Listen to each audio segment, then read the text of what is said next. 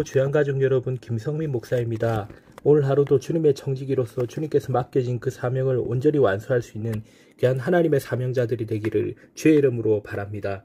오늘의 주만나는 성도는 하나님의 청지기다 라는 제목으로 역대하 34장 1절에서 13절 말씀을 묵상하고자 합니다. 오늘 역대하 34장 1절 이하에서는 유다의 16째 왕 요시아의 통치에 대한 이야기를 들려줍니다. 하나님께 회심으로 돌아섰던 아버지 므낫세의 모습을 경험했음에도 불구하고 악을 행하던 아몬 왕이 갑작스럽게 신하들에 의해 죽임을 당하고 그 뒤를 이어 8살밖에 되지 않는 아이 요시아는 왕위를 이어야 했습니다. 왕이라고 부를 만한 나이가 아니었고 왕으로서 역할의 준비도 갖추지 못한 갑작스러운 상황이었습니다. 나라의 상황도 비참했습니다. 조부 므낫세 왕은 아수로의 침공에 패배해 바벨론 지역의 포로로 잡혀갔다가 겨우 살아 돌아왔습니다. 히스기야 왕을 통해 이루어졌던 하나님을 향한 신앙 개혁은 옛 우상 숭배의 모습으로 되돌아가고 말았습니다. 부친 아몬 왕이 신하들에게 죽음을 당할 만큼 왕의 영향력은 약화되어 있었습니다. 유다를 괴롭히던 강대국들은 여전히 강했고 유다는 대외적으로 법보다 힘이 앞서는 혼란의 시대였습니다. 환경 앞에 자신이 무기력하게 느껴질 수밖에 없었을 어린 요시아 왕은 자신에게 주어진 왕으로서의 사명을 어떻게 감당해 나갔을까요? 어떻게 병든 유다를 다시 회복시켰을까요? 오늘 우리는 그것을 한번 알아보는 시간을 가져가기를 원합니다. 첫째, 신앙개혁은 포기하지 않는 믿음이 필요합니다. 2절과 3절을 다시 읽어보면 여호와 보시기에 정직하게 행하여 그의 조상 다윗의 길로 걸으며 좌우로 치우치지 아니하고 아직도 어렸을 때 곧 왕위에 있은 지 제8년에 그의 조상 다윗의 하나님을 비로소 찾고 제20년에 유다와 예루살렘 비로소 정결하게 하여 그 상당들과 아세라 목상들과 아로새긴 우상들과 부어 만든 우상들을 제거하여 버리매라고 합니다. 8살의 어린 나이에 왕이 된 요시아는 8년이 지나 16살이 되었을 때 비로소 하나님을 찾았다고 합니다. 비로소 인격적인 하나님을 인정하고 왕으로서의 의사결정과 정책을 수행해 나갈 수 있는 나이가 되었습니다. 그로부터 4년이 지난 시간이 되어서야 20살이 되었을 때 성경은 요시아 왕이 유다와 예루살렘을 비로소 정결하게 하여 우상을 제거해 나가기 시작했다고 합니다. 하나님을 찾게 되었지만 왜 우상을 제거해 나가기까지 4년이란 긴 시간이 또 필요했을까요? 그 이유는 요시아가 명목상으로 왕이었지만 왕의 의지와 결단으로 나라 전체를 움직여 갈 만한 힘이 없었기 때문에 그 영향력을 갖출 시간이 필요했던 것입니다.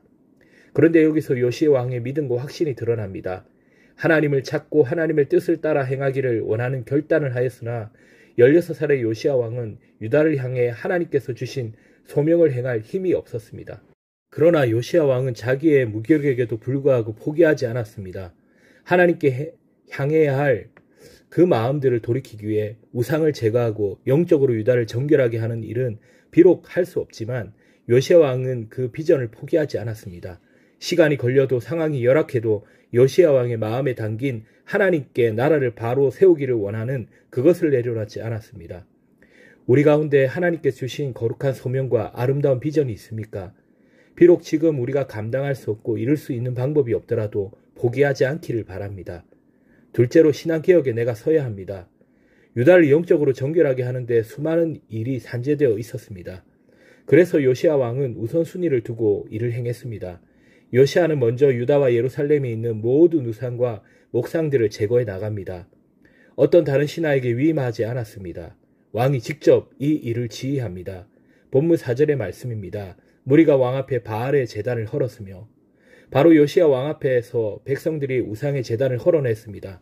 왕이 또 그 제단 위에 높이 달린 태양상들을 찍고 이번에는 요시아 왕이 직접 우상의 형상들을 찍어냈습니다.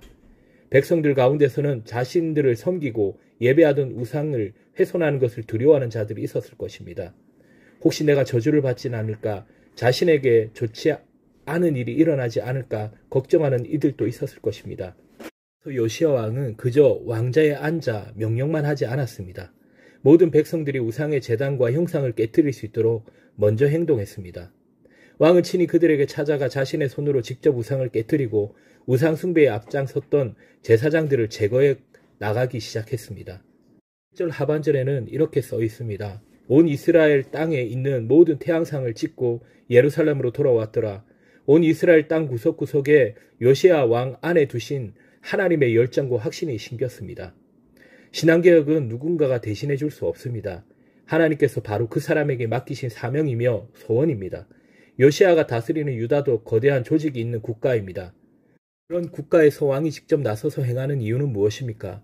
요시야에게 주신 하나님을 향한 확신과 믿음을 빈틈없이 그리고 철저하게 행하기 위함입니다. 그렇기에 요시야 왕을 통한 종교개혁은 확실하게 진행될 수 있었습니다.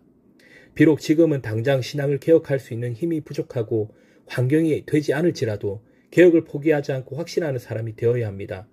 신앙의 개혁은 하루아침에 완성될 수 없습니다. 수많은 난관과 숙제를 풀어 나가야 하고 짧은 시간에 해결되지 않습니다. 그래서 신앙 개혁은 포기하지 않아야 열매를 맺을 수 있습니다. 낙심하지 말고 내려놓지 말아야 합니다. 넘어질지언정 앞으로 넘어져야 합니다.